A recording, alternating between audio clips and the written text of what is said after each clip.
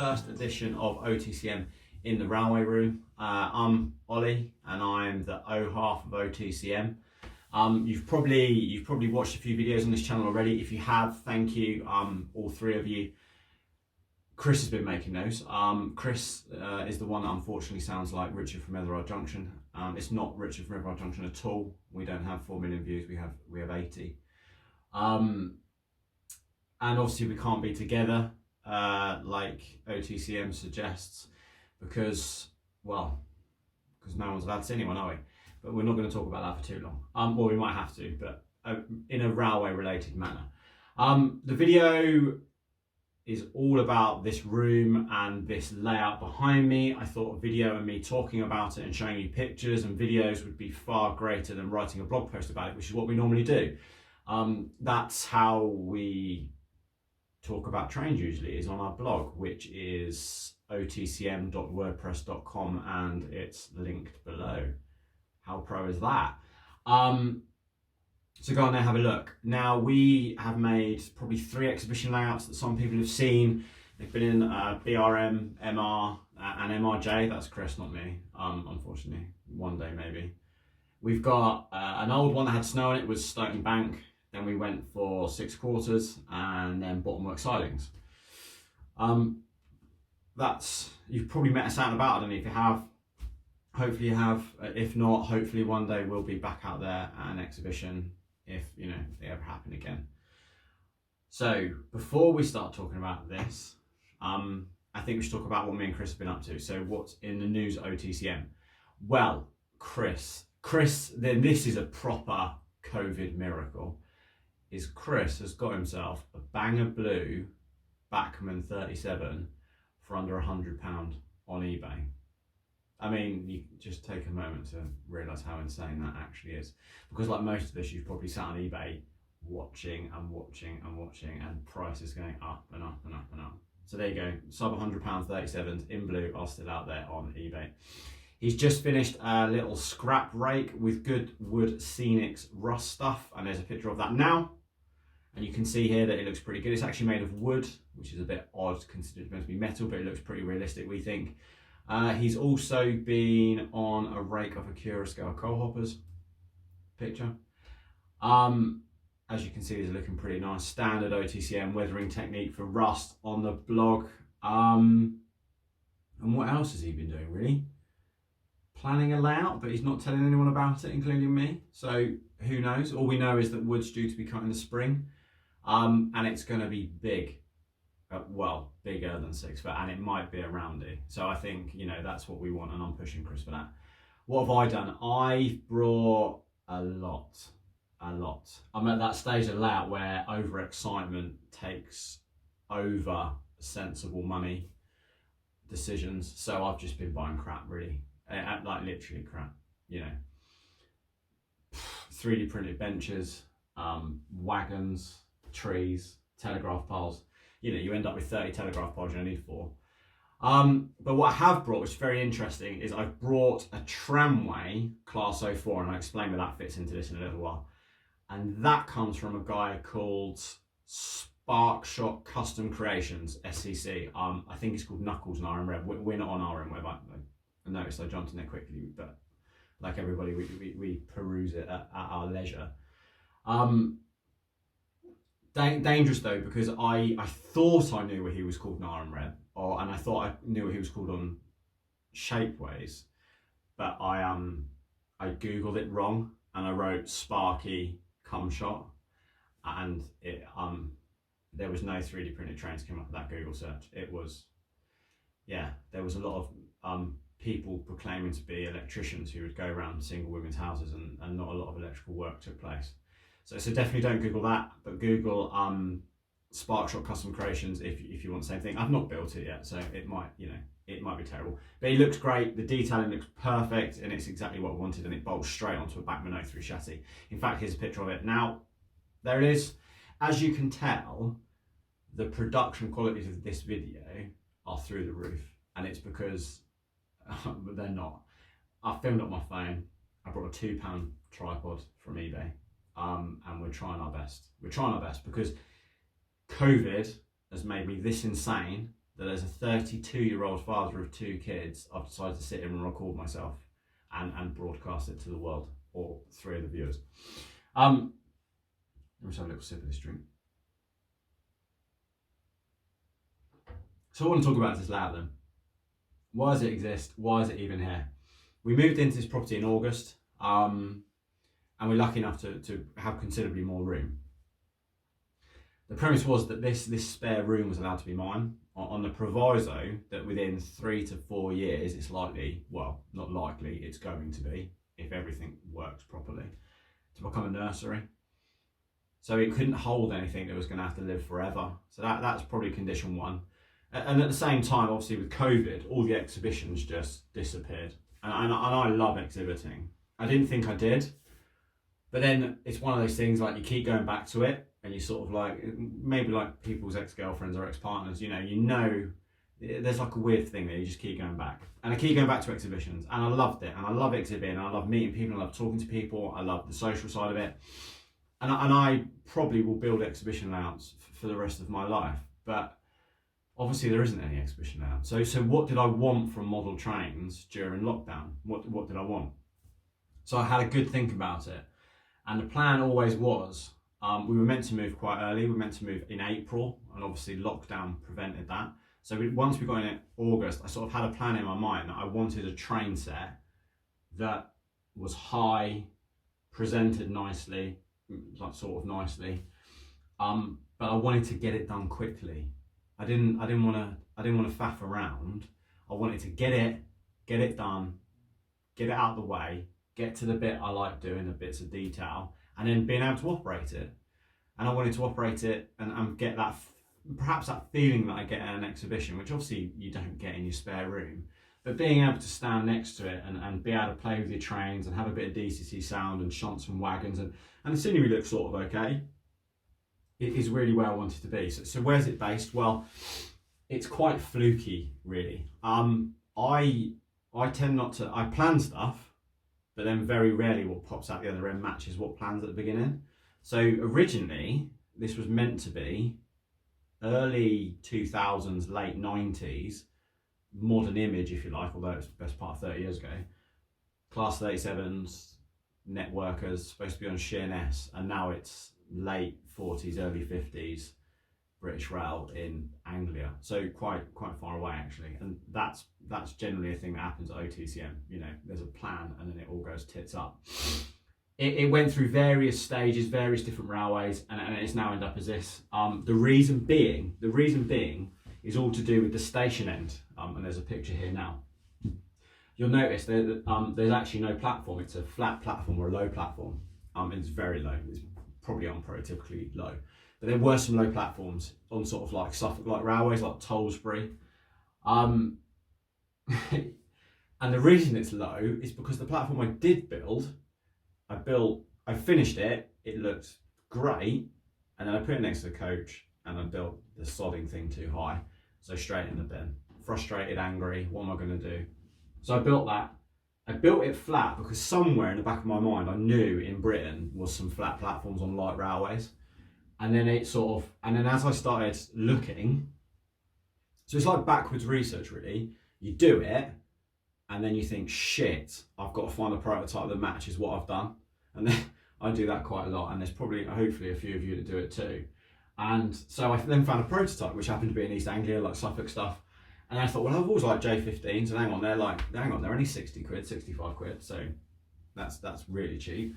So I brought that, and then Hornby and Hatton's announced their 4-6 wheelers. So this is a Hornby one, and I've got a Hatton 6-wheeler brake on order. So there's no Hornby versus Hatton's in this house. We'll have one of both.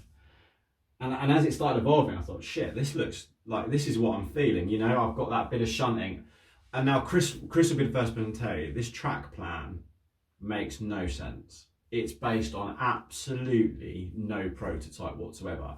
That end was never ever going to be a platform. You know, it's bonkers. So what we've done is, or what I say what I've done is I've crammed as much operations into it as possible.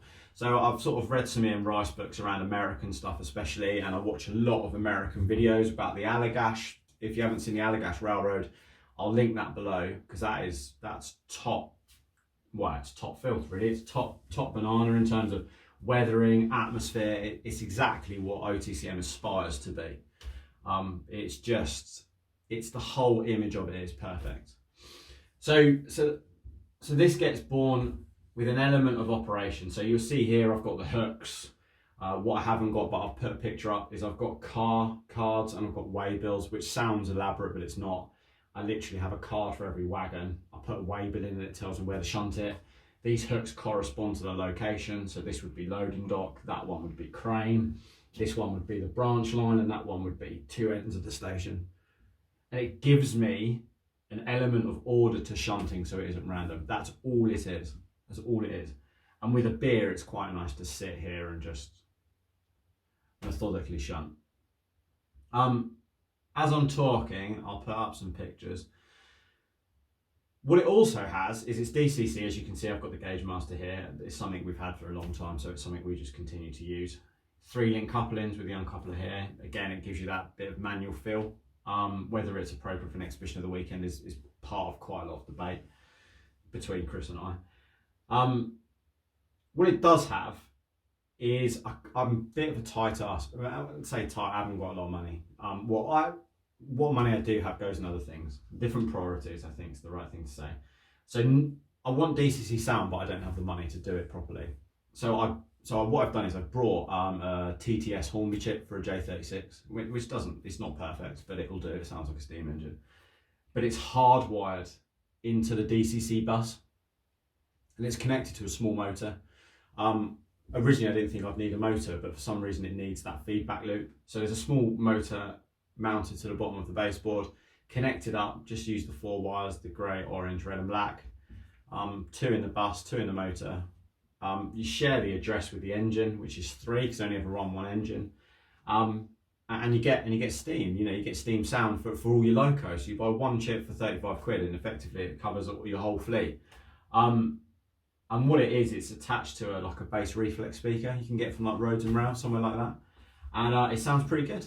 It sounds all right. And it's quite nice. I even brought these stools to give that exhibition feel.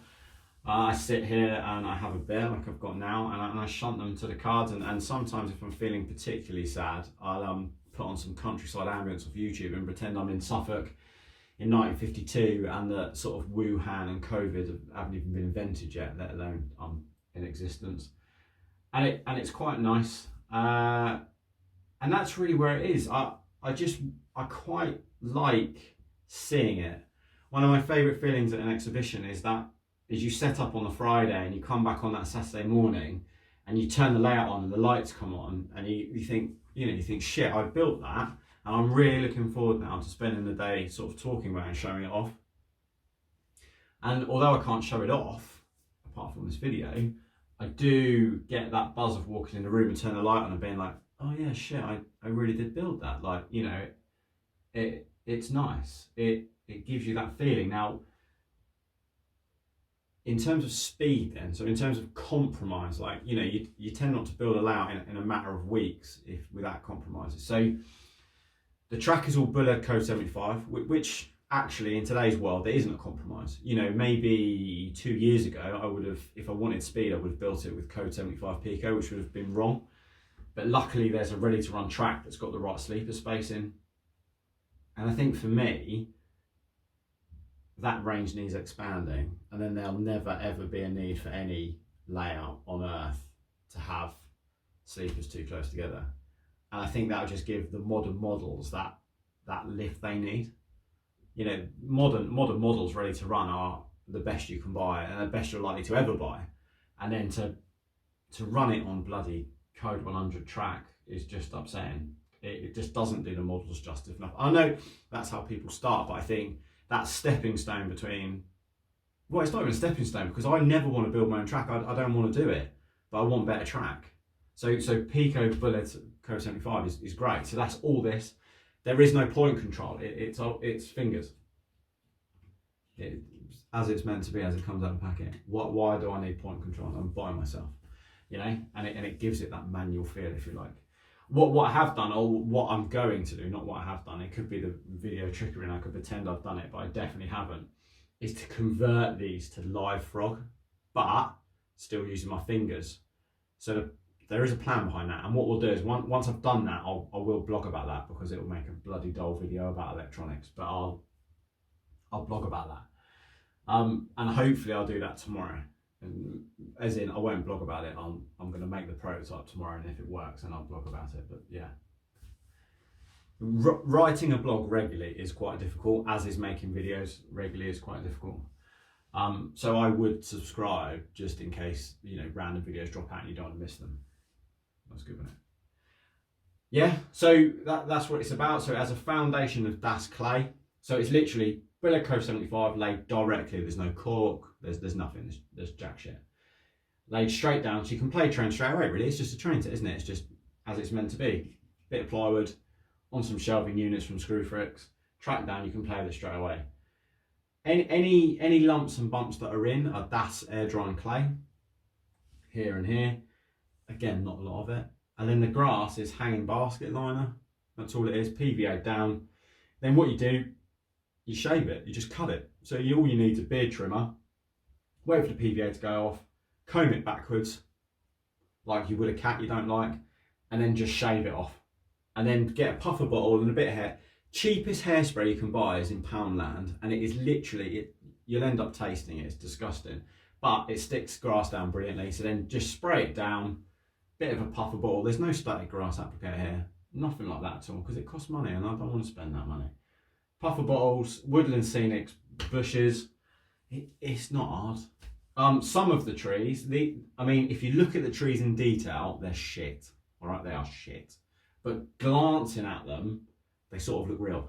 I actually got these on my government sanctioned 1 exercise a day. This one, those ones. So the bald ones, 1 exercise a day foraged. The other ones are sea foam, again hairsprayed with a loose leaf scatter. You can buy it online. That is cheap, and that's what all this is. Ballast is cars mixed up. Telegraph poles by Ratio. Truck by Airfix. Tractor by Oxford.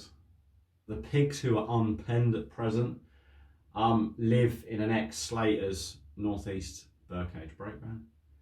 And then the bushes, as you can see, the dead bushes here, they're foraged as well, and they're actually lichen, which is, you know, against all my flipping code of practice for model trains.